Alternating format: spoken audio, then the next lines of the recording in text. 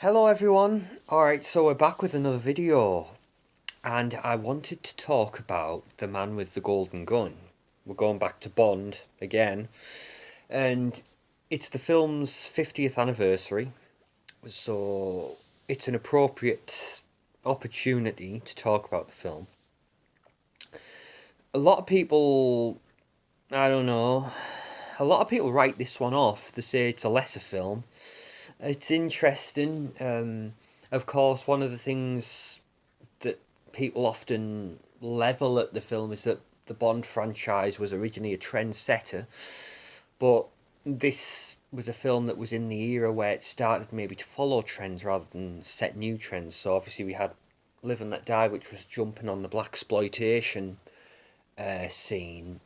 Now we have this one, which has a whole like martial arts kung fu dynamic to it. Obviously capitalizing on, I don't know whether you want to say the popular. Obviously, this is coming the year after Enter the Dragon, so jumping on that bandwagon, and then of course you might say that Scaramanga's Funhouse is a riff on the Hall of Mirrors in Enter the Dragon. So I mean, it's a mixed bag. The Man with the Golden Gun, but I do really like the film, and it's one of the films I always remember enjoying growing up watching, and Roger's my guy.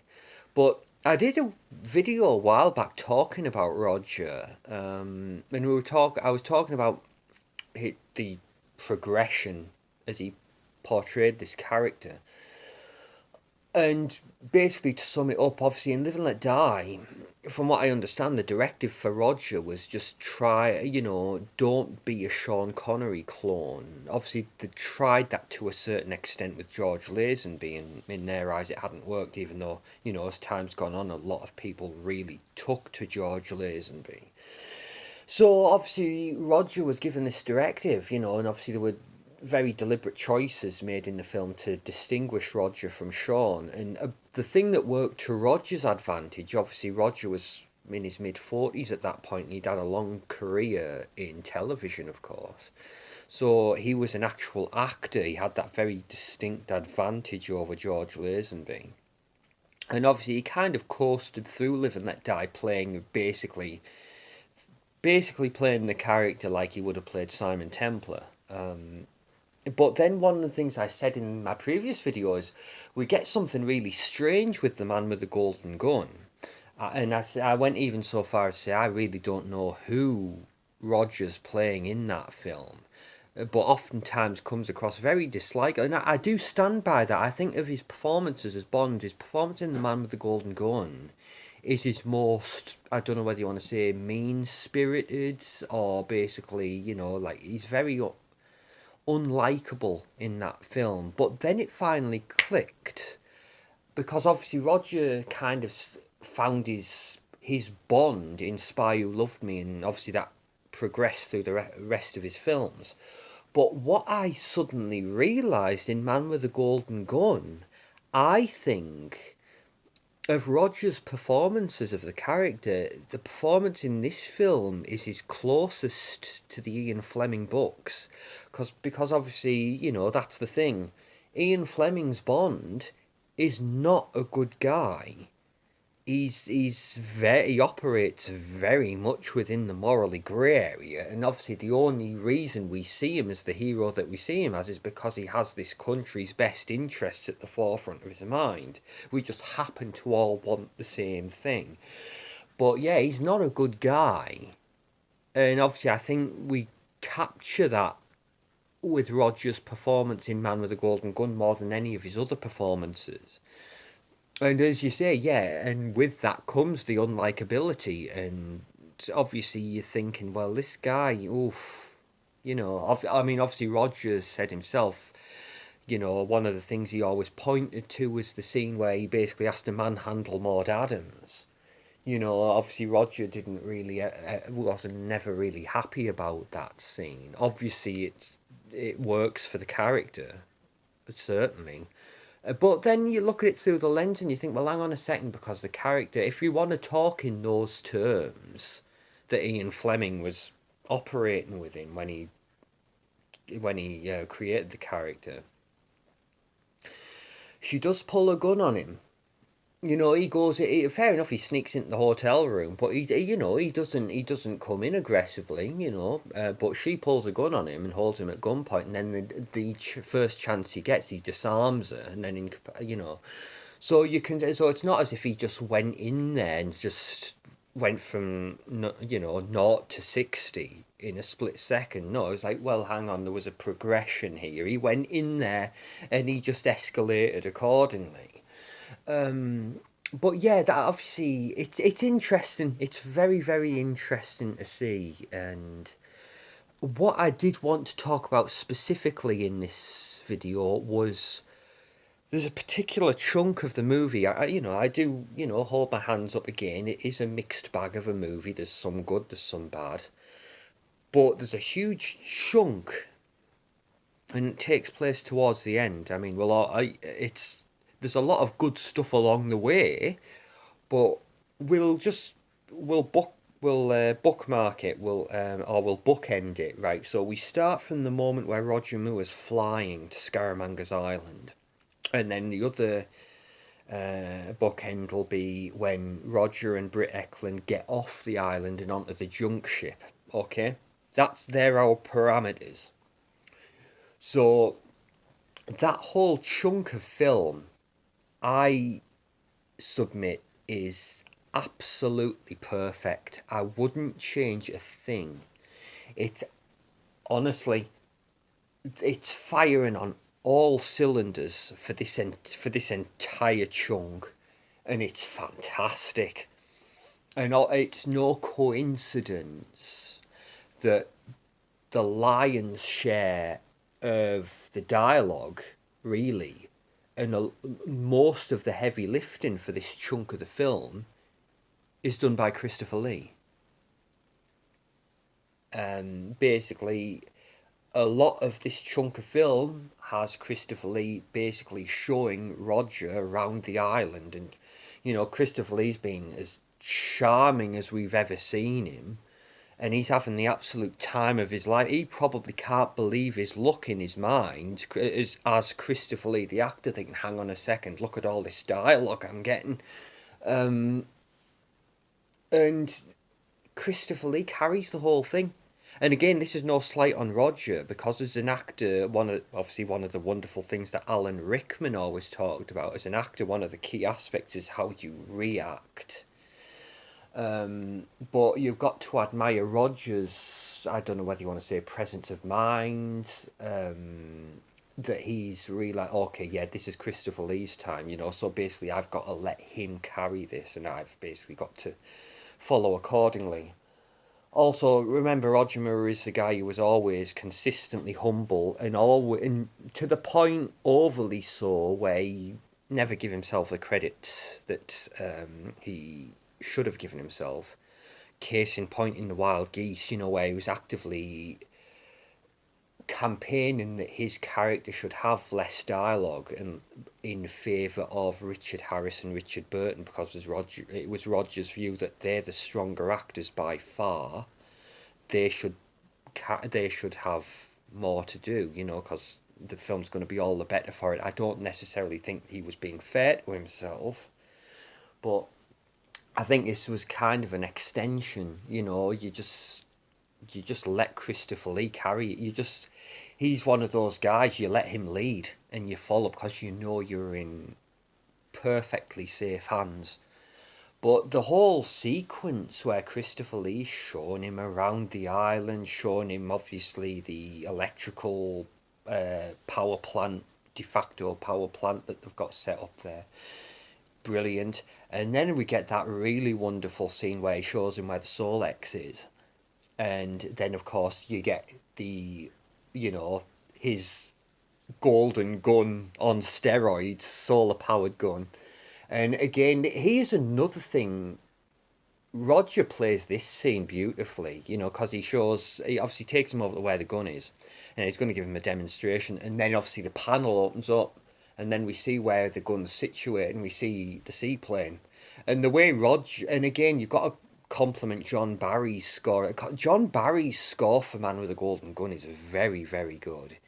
Very simplistic in a lot of ways because a lot of it's the same, like cues repurposed. Um, you might say understated, and all the better for it. But yeah, Rogers. I don't know whether you want to say reaction, the way the character just. I don't know. I don't know what it is, but there's just something about the way he plays it. Like the minute he clocks the seaplane, he knows there's no way that what's going to happen next isn't going to happen. And we get the wonderful Christopher Lee, just the joy in his eyes when he destroys the plane. This is the part I really like. And then it's great. Um, and then we get the scene that Doctor No wishes it could have had. So I love Doctor No, I absolutely do, and I do think again the whole dinner table scene in Doctor No is very well done. But you can't help but watch this next scene and thinking, okay, this scene is what they wanted to do in Doctor No. So obviously we get another dinner table scene, and it's basically made up of the same component parts. You have Bond, the Bond villain, and the Bond girl. Obviously, in Doctor No, you have Bond, you have Doctor No, and you have Honey Rider. Here we've got Bond, Goodnight, and Scaramanga. And this scene is fantastic. And it's just, again, ever since all the time that Christopher Lee's been charming and he's been just completely showing, just the horse with the most. He absolutely is. But all the time, something's going to happen and things are going to reach boiling point. And it's all, underlying this scene. Something's going to happen. And again, things are just, playing out and playing out.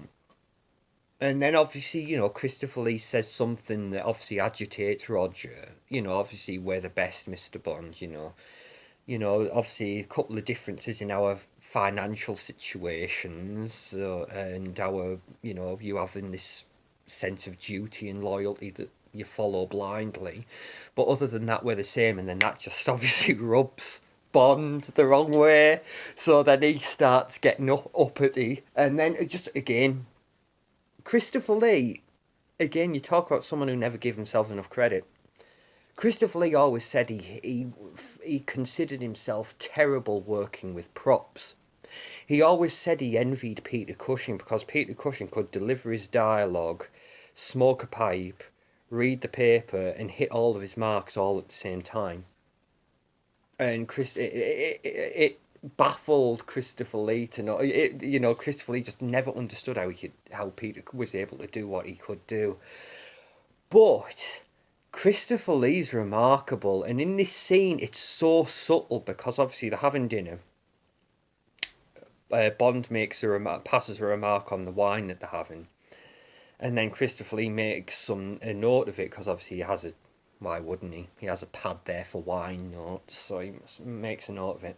And then this is where things start to escalate, and all the time it's very, very subtle, but obviously Scaramanga's gun. It can be assembled and broken down into smaller component parts, one of which is the pen that he has. So obviously he's listening to Roger talk, and he's playing it very cool, but all the time, gradually, he's just assembling the gun. And he's getting ready, and then he teased Bond up, and then obviously we have that wonderful line, he said, obviously, you could have killed me when you first saw me, obviously in the Muay Thai, fighting arena, but then of course the English don't consider it sporting to kill in cold blood, and then obviously Roger don't count on it, and Roger makes a pull for his gun, and again it's these little things. Roger's Bond is very, like I say, he has really aggressive moments in it, and that's one of them. Like Roger just outright, his Bond just going for his gun. Like I don't care if we're sat at this table, I'm gonna plug this guy. Yeah, so he goes for it, and then just Christopher Lee, boom, beats him to the jaw. And just again, just matter of fact, he's just being casually, he's in no hurry. Because we're in his domain, we're in his arena. So he's perfectly fine, he's perfectly comfortable. And then we have that wonderful line, I could have shot you down when you landed, but that would have been ridiculously easy. And I was like, oh. And again, just you see Roger like, oh, okay, I got to cool my jets here. So again, just relax, relax, or try to relax. Um, it makes me wonder, this film might have been very interesting with Timothy Dalton. I think some of the character moments Timothy Dalton would like. Again, that's the sort of thing you could see Timothy Dalton doing. Like, oh, I'm gonna kill this guy. I don't care if I mess up his table. Um, and then of course, just brilliant. And then of course the actual duel. Obviously, the it's just so good. And obviously, you've got this wonderful island, obviously now known as James Bond Island in Thailand. Great. And again, the set design, it's perfect. Everything is absolutely perfect. And then obviously when we get into the Scaramanga Funhouse, obviously just the creativity, it's just so well done. And I think the idea is, because sometimes, you talk about you always look forward to what the final fight's going to be between Bond and the main villain, but here's an instance. I don't think it would have ever been right to see things between Bond and Scaramanga break down into a fist fight. I think this is the way you had to do it. And obviously, they address that. My golden gun against your Wolf, the PPK.